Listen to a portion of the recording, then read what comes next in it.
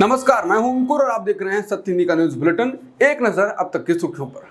विपक्ष लगातार जातीय जनगणना को लेकर आवाज उठा रहा है। राहुल गांधी ने इस मुद्दे को प्रमुख मुद्दा बना दिया है। इस बीच आरएसएस इसको लेकर झुक रही है।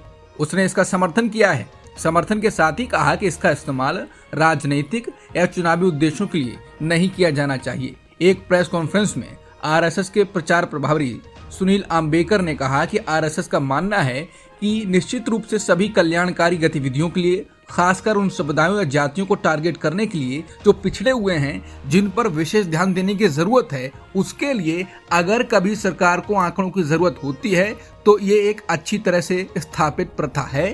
पहले भी सरकार ने ऐसा डाटा लिया है और इसलिए वो इसे फिर से कर सकती है, लेकिन ये केवल उन समुदायों और जातियों के कल्याण के लिए किया जाना चाहिए। इसे चुनावों के लिए राजनीतिक टूल के रूप में इस्तेमाल नहीं किया जाना चाहिए। सुनील आम्बेकर ने कहा कि एक हिंदू समाज के रूप में जाति और जाति रिलेशन संवेदनशील मुद्दे हैं। ये हमारी राष्ट्रीय एकता और अखंडता के लिए एक महत्वपूर्ण मुद्दा है, इसलिए इसे बहुत ही संवेदनशीलता से निपटा जाना चाहिए और चुनाव या चुनावी प्रथाओं और राजनीति के आधार पर नहीं।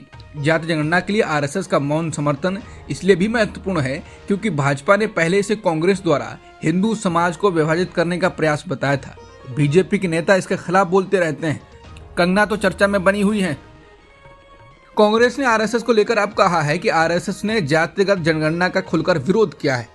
आरएसएस का कहना है कि जातिगत जनगणना समाज के लिए सही नहीं है। इस बयान से साफ है कि बीजेपी और आरएसएस जातिगत जनगणना नहीं कराना चाहते। वो दलितों, पिछड़ों और आदिवासियों को उनका हक नहीं देना चाहते, लेकिन लिखकर रख लो, जातिगत जनगणना होकर रहेगी, होगी और कांग्रेस ही कराएगी।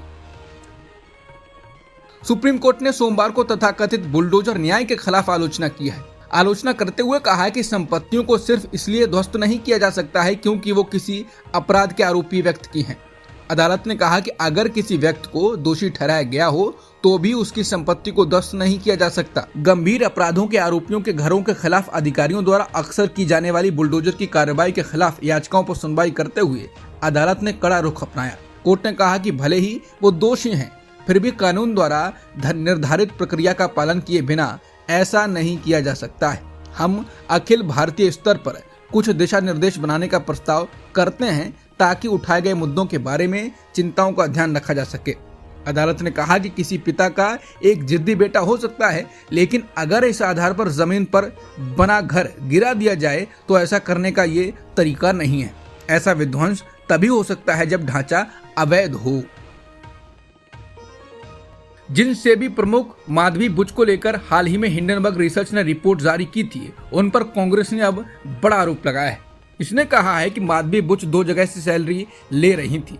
कांग्रेस ने सोमवार को उन पर आईसीआईसीआई बैंक में लाभ का पद संभालने और बैंक तथा उसकी सहायक कंपनियों से 16.8 करोड़ रुपए का भारी लाभ प्राप्त करने का आरोप लगाया। इसको लेकर कांग्रेस नेता पवन खेड़ा ने दिल्ली में प्रेस कॉन्फ्रेंस की। उन्होंने आरोप लगाया कि 2017 से 2024 के बीच बुच को आईसीआईसीआई बैंक से 12.63 करोड़ रुपए, आईसीआईसीआई प्रूडेंशियल से 22.4 लाख रुपए, कर्मचारी स्टॉक स्वामित्व योजनाओं से 2.84 करोड़ रुपए और आईसीआईसीआई से टीडीएस भुगतान के रूप में 1.10 करोड़ मिले। इसके अलावा उन्हें सेबी से 3.3 करोड़ का वेतन भी मिला है। आम आदमी पार्टी ने सोशल मीडिया पर दावा किया है कि उसके विधायक अमानतुल्लाह खान को ईडी ने हिरासत में ले लिया है। आपने अपने एक्स अकाउंट पर एक वीडियो पोस्ट किया है। इसमें अमानतुल्लाह खान गाड़ी में बैठते हुए नजर आ रहे हैं। आम आदमी पार्टी ने पोस्ट में लिखा, तानाशाह के जुल्म के आगे क्रांतिकारी नहीं झुकेंगे। बीजेपी की ईडी ने फर्जी केस में आम आदमी पार्टी के विधायक अमानतुल्लाह खान को हिरासत में लिया है। बीजेपी वाले हमें जितना दबाने की कोशिश करेंगे, हमारी आवाज उतनी मुखर होगी। दिल्ली शराब नीति से जुड़े मनी लॉन्ड्रिंग मामले में सुप्रीम कोर्ट ने सोमवार को आम आदमी पार्टी के पूर्व कम्युनिकेशन हेड विजय नायर को जमानत दे दी। कोर्ट में विजय नायर का पक्ष रख रहे वरिष्ठ वकील अभिषेक मनु सिंघवी ने दलील दी कि मामले में आम आदमी पार्टी के नेता मनीष सिसोदिया और भारत राष्ट्र समिति की नेता के कविता को जमानत दी गई है। बता दें, दिल्ली हाई कोर्ट ने पिछले साल जुलाई में विजय नायर को जमानत देने से मना कर दिया था। कोर्ट ने सोमवार को राज्यसभा सांसद स्वाति मालीवाल से मारपीट मामले में वैभव कुमार को जमानत दे दी है। वैभव कुमार को कुछ शर्तों के साथ सुप्रीम कोर्ट से यह राहत मिली है। वैभव कुमार की जमानत याचिका पर सुनवाई के दौरान सुप्रीम कोर्ट ने अहम टिप्पणी की। सुप्रीम कोर्ट ने कहा कि आरोपी 100 दिन से अधिक से हिरासत में है। मेडिकल रिपोर्ट के मुताबिक ये साधारण चोट का मामला है। हालांकि दिल्ली पुलिस ने सुप्रीम कोर्ट में वैभव की जमानत का विरोध किया। सुप्रीम कोर्ट ने सोमवार को शंभू बॉर्डर पर प्रदर्शन कर रहे किसानों की शिकायतों का समाधान करने के लिए पंजाब और हरियाणा हाईकोर्ट के पूर्व जज जस्टिस नवाब सिंह की अध्यक्षता में एक समिति गठित की। जस्टिस सूर्यकांत और जस्टिस उज्जवल भुइयां की बेंच ने समिति को 1 सप्ताह के भीतर अपनी पहली बैठक बुलाने का निर्देश दिया। सुप्रीम कोर्ट ने कहा कि किसानों के मुद्दों का राजनीतिकरण नहीं किया जाना चाहिए और समिति द्वारा चरणबद्ध तरीके से इस पर विचार किया जाना चाहिए। इजराइल में बेंजामिन नेतन्याहू सरकार के खिलाफ विरोध प्रदर्शन हो रहे हैं। हजारों की संख्या में लोग सड़कों पर उतरे हुए हैं। ये प्रदर्शन गजा में बंधक बनाए गए 6 लोगों के शव मिलने के बाद शुरू हुए हैं।